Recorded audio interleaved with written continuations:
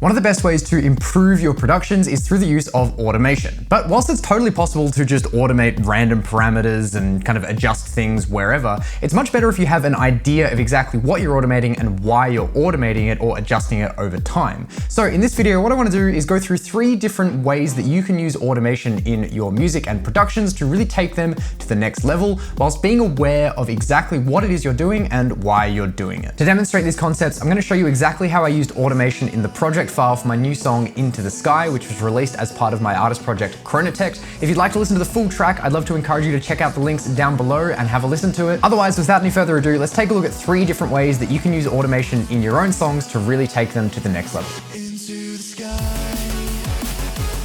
So the first thing that you can use automation for in your tracks is for transition purposes. Anytime you're transitioning or moving from one section to the next, it's a fantastic idea to automate one or more parameters across different instruments to really create a sense of movement between these different sections. Let's take a look at the first build-up for Into the Sky and see how I've used automation there to create a sense of anticipation leading towards the drop. So let's take a listen.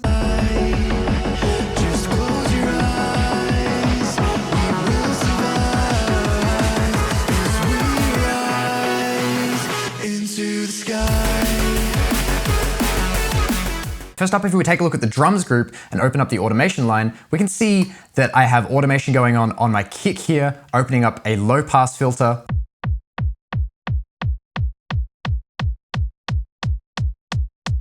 Then I have some automation going on some snare drums here as a snare buildup, again, opening up a low pass filter, but also kind of closing a high pass filter.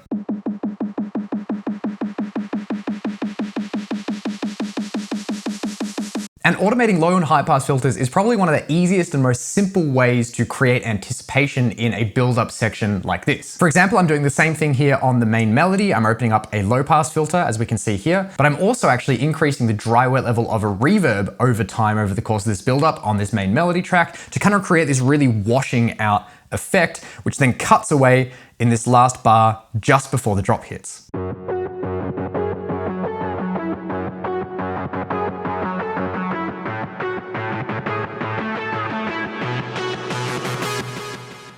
And speaking of cutting things away, whenever you have really long reverb tails or delay tails or anything like that that overlap into sections, it can be a good idea to be aware of this fact and whether or not you actually want that to happen. Because I like to create a lot of dynamic contrast in my tracks, in order to avoid things like reverb tails, etc. hanging over where I don't want them to, I'll actually automate the track on off or the track mute a lot in certain sections. For instance, if we take a look at this melody section in the build-up, we can see here in this last bar right before the drop, I actually automate the speaker to turn off, which cuts out that reverb and delay tail that we heard and leaves space for the other elements in this particular bar. Take a listen to what happens if I turn off this automation.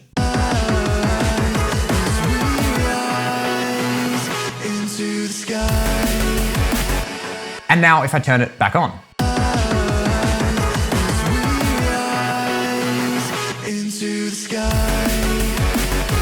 It's a little bit subtle in this particular instance, but you should be able to hear there that there's no delay tail happening over this bar just before the drop hits, which creates a lot more impact when those drums and everything does come in at the drop here at bar 49. When you're thinking about the use of things like rises and sweeps for transitions as well, you can also consider automating, say, the pitch of these different sounds to really increase the, again, tension or anticipation in the build-up towards certain sections. As an example, I have this sound here, which is a reverb tail that's been reversed from the vocals, and then I've actually gone ahead and inside the clip, you can see I've automated or modulated the transposition of the clip to increase by 12 semitones over the course of this build-up section.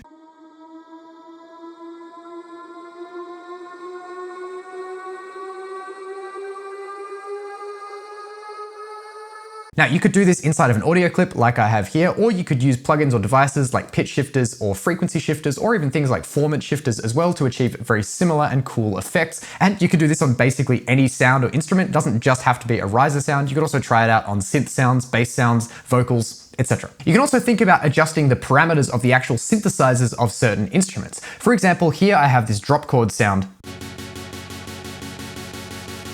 And we can see over the course of the entire track, what I'm actually automating here is the decay length of the synthesizer across certain sections, leading in anticipation towards the next section. And as we just saw, this is really obvious in the second build-up right here.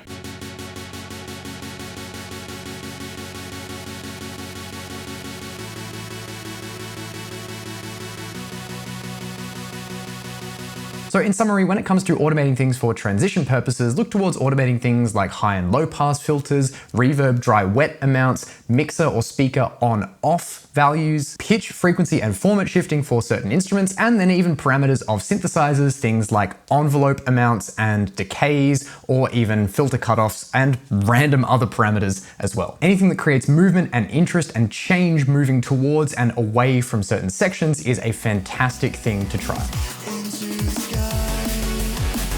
Next, in order to add some more interest to more lead-focused sounds, things like lead synths and vocals, I highly recommend looking at automating things like delay and reverb sends. Let me show you what I mean. So here I have the lead vocal track open up on my session, and if I open up the automation, we can see that I have this delay send automation lane where I have the vocals being sent to a delay at these certain points where the automation spikes up. If we zoom in here and take a listen, you'll be able to hear that the ends of these particular words are being thrown or sent into a different delay to the delay that's on the vocals normally, and this is kind of creating a bit more of an accent on the ends of these certain phrases. Rise into the sky, into the sky, into the sky, into the sky, into the sky. This concept is actually called a delay throw, and you can also do the same thing with reverbs as well to create reverb throws on certain words or particular phrases. And of course, this works really well on things like vocals, but it also works well on things like lead synths. For instance, I'm also using this on the lead synth to create a little bit more of an interesting transition effect. Here we can see on the main melody track that I've actually got a reverb send being automated at the end of this bar 143 right here. And then I'm actually automating the level of the reverb that's being sent to create a kind of swelling effect moving towards bar 145. Take a listen to this in action on the main melody.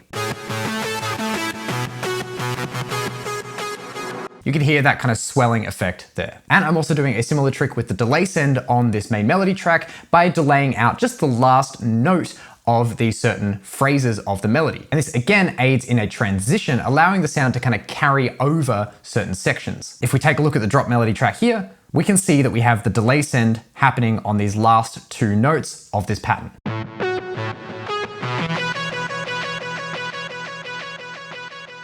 By the way, if you want to learn more from me outside of these free YouTube videos, I offer a range of different monthly membership options where you can get access to things like monthly exclusive tutorial videos, samples, racks, and presets, monthly live masterclasses, and even one-on-one sessions with me. You'll find more information in the links in the description. Or if you're not up for spending any money, you can sign up to my newsletter and join my Discord where you can interact with me and other members of the community and get regular updates and tips and tricks delivered directly to your inbox. Oh, and real quick, I've also launched a new mini course on the fundamentals of bass sound design for electronic music. You can check that out by going to courses.matttinklermusic.com.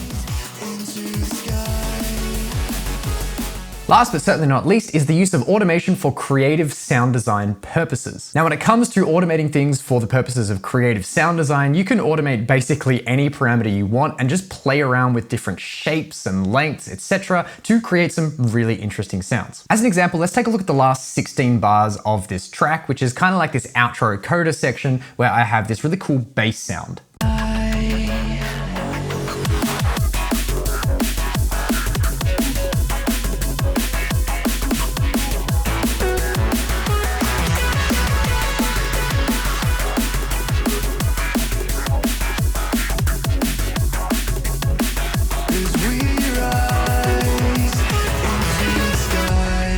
Let's take a look at this track and open up the automation.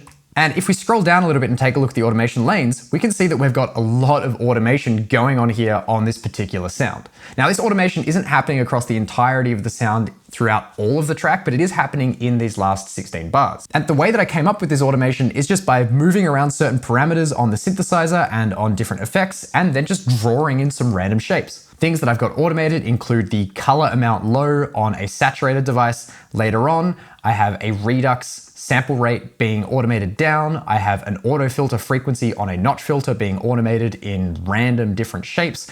I have LFO depth and LFO offset being automated across these 16 bars as well, with the LFO actually controlling the oscillator 2 effect, which is the fold parameter of the wavetable synthesizer here. And then I also have some other things being automated, like the decay time of certain reverbs, wavetable envelope 2 decay slope, and also the filter 1 frequency here of the wavetable 2. Now I might even want to try automating other parameters. I could automate the second filter frequency here of the wavetable by right-clicking, showing the automation in a new lane, and then I could just create some breakpoints on this filter 2 frequency track here and just maneuver them around, create an interesting pattern that I think might be cool.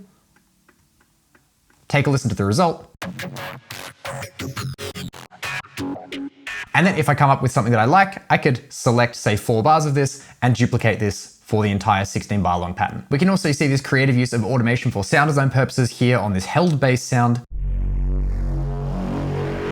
where I'm automating the oscillator 1 effect 2. Again, that's that fold parameter down here. And I'm also automating things like a phaser center frequency and also that filter frequency. And this is, again, aiding in the transition in this section, but it's also being used for like this creative sound design purpose. When it comes to automating parameters for creative sound design purposes, I recommend looking at things like filters, distortions, phasers, flanges, choruses, reverbs, anything that's a more interesting creative effect, or just simply go ahead, move some parameters in your sound, add some random effects, move some parameters, and then just try automating those parameters and see what happens. And so there you have it. There are 3 different ways that you can intentionally use automation in your tracks to really take them to the next level. If you liked the song that I went through the project file of in this video, you can check it out with the links in the description. Otherwise, I hope you enjoyed, I hope you learned something, stay awesome, and I'll see you all in the next video.